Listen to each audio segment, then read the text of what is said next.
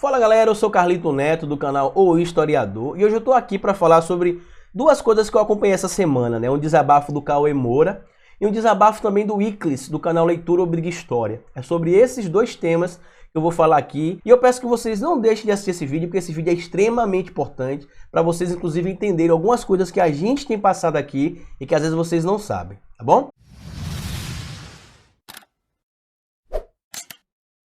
Bom galera, antes de começar esse vídeo eu queria pedir para que você já deixasse o like no começo do vídeo, porque se deixar lá pro final você esquece. Se você não é inscrito no canal, se inscreva e ative as notificações, porque aqui a gente tem vídeo todos os dias e se você gosta do meu trabalho e quer me ver produzindo ainda mais conteúdo, aqui na descrição desse vídeo tem um link do nosso Apoia-se e as contas que vocês podem estar colaborando para ajudar a manter o canal. Pois bem, meu povo, essa semana o Cauê Moura postou um vídeo lá no canal dele, né, um vídeo gravado inclusive segundo ele com o celular, um vídeo bem informal, no qual ele questionava a prisão do Danilo Gentili, né? Que ele dizia que não gostava do Danilo Gentili, mas que ele estava questionando a prisão do Danilo Gentili porque isso não era correto, isso seria a liberdade de expressão. Enfim, ele tentou lá explicar os motivos pelo qual ele não concorda com a prisão do Danilo Gentili.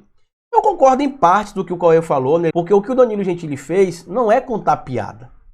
O Danilo Gentili, ele é um péssimo humorista, ele é como humorista fraquíssimo.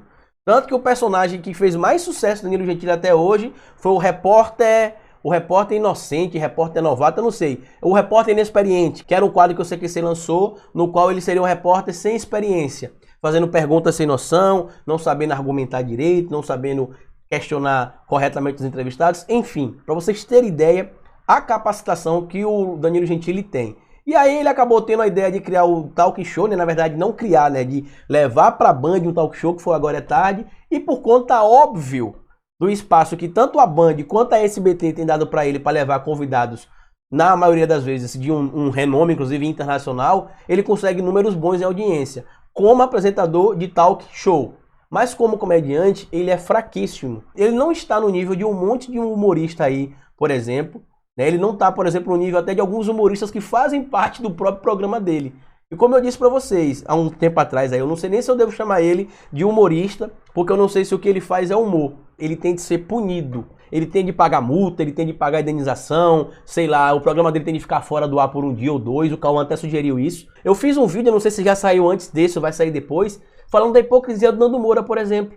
E criticou a prisão do Danilo Gentili, que o Danilo Gentili é um absurdo, o Danilo Gentili ser preso pelo que falou, mas o Olavo de Carvalho e ele mesmo o tempo todo ensinou coisas sobre o Henri Bugalho. O Olavo de Carvalho já ensinou que o Henri Bugalho deveria estar preso, por exemplo. O Nando Moura processa todo mundo que tem opinião contrária a ele. É só chamar ele, por exemplo, de burro, de canalha, de mau caráter. Aí ele vai e processa por difamação, por calúnia. Inclusive o próprio Danilo Gentili, que bloqueia pessoas na internet, está utilizando a prisão dele para se promover. Quem viu ele no programa Pânico, por exemplo, viu, né? Que não vão prendê-lo, que ele prefere ser preso do que ajoelhar para patrulha e não sei o quê. O próprio Danilo Gentili vai utilizar isso para ganhar dinheiro. O Rafinha Bastos falou isso, o Cauê Moura falou isso. O Danilo Gentili vai capitalizar muito dinheiro em cima disso. A Maria do Rosário vai ser conhecida como a censuradora. Mesmo esse bando de filho da mãe aí, eu não vou usar esse termo para não xingar aqui, mas esse bando de filho da mãe, Danilo Gentili, Nando Moura, Olavo de Carvalho, tentando censurar a gente aqui todos os dias, com processos inclusive. E eu vou dizer uma coisa para vocês aqui, ó. Eu votei em Ciro, provavelmente vou votar de novo em 2022, se nada mudar até 2022. Mas esse discurso de vocês aí de antipetismo, de combate à esquerda caviar, de combate à esquerda não sei o quê, de combate à esquerda não sei o quê, de combate à resistência, só vai afastar o Ciro do poder. Só vai afastar o Ciro de um discurso de aproximação com as outras esquerdas. E tem gente, por exemplo, que está mais atrapalhando o Ciro do que ajudando. Inclusive eu até acho que o Ciro já deveria ter vindo publicamente questionar o discurso dessa galera que diz que o apoia. Porque o próprio discurso do Ciro não é o discurso que essa galera propaga. E vou dizer mais uma coisa aqui também. O Ciro Gomes também precisa promover um discurso para poder unir as esquerdas e não dividir as esquerdas.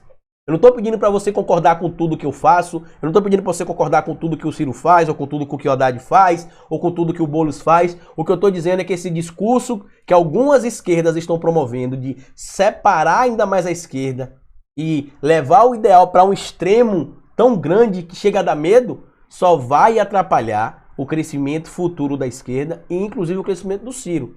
Sabe por quê? Tem pessoas hoje que apoiam o Ciro que eu tenho medo. Eu tenho medo. Quando eu falo tenho medo, não é de fazer nada comigo, não. Eu tenho medo assim. Que discurso maluco é esse? Esse cara é doido, é? É um discurso de gente doente. E isso tá atrapalhando o Ciro Gomes. O Cauê Moura falou isso e eu concordo.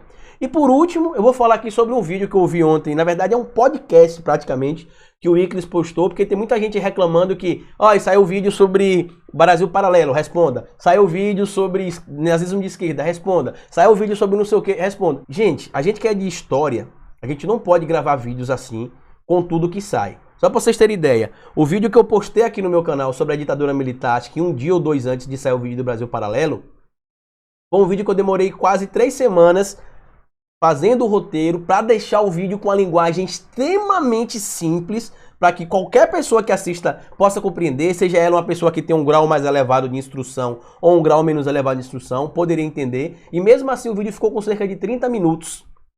Eu falei dos principais pontos, eu resumi aquilo que eu achava mais interessante e passei para vocês. O Brasil Paralelo fez um vídeo, no outro dia eu já fiz um vídeo resposta ao Brasil Paralelo, deu até um problema na renderização, o vídeo nem saiu na quarta, saiu só na quinta-feira de manhã. E o que é que eu fiz? Peguei os principais pontos do documentário que eu considerava, porque algumas coisas eu já falava no meu vídeo sobre a ditadura e outras coisas o próprio Brasil Paralelo admite que foi do jeito que a gente falou. E aí vem gente, especialmente que apoia o Brasil Paralelo, ah, você é burro, você tem convicções. Eu botei várias fontes na descrição do vídeo. Tem vários documentos que são públicos hoje do próprio governo federal que comprovam o que aconteceu durante o período da ditadura militar. Tem várias entrevistas de ex-militares na internet que foram interrogados pela Comissão da Verdade, admitindo e assumindo o que aconteceu. Tem documentos oficiais do governo americano que foram divulgados, explicando que a CIA intervia, sim, na ditadura militar brasileira e que, inclusive, dava palpite sobre execução de indivíduos que eram considerados subversivos, inclusive no governo Geisel. E aí sabe o que é que acontece? Essa galera, ao invés de ir na descrição do vídeo consultar as fontes, não. Acredita no Brasil Paralelo. Aí eu pergunto, o Brasil Paralelo colocou a fonte lá? Não. O Brasil Paralelo disponibilizou os links da fonte de onde ele fala no vídeo, na descrição do vídeo? Não. Mas se o Brasil Paralelo falou, é verdade. Se o cara que é escritor, se o cara que é astrólogo, se o cara que é jornalista, se o cara que é curioso em história falou, é verdade. Se nós que somos da área falamos, é mentira. É um bando de esquerdista que quer promover o comunismo no mundo.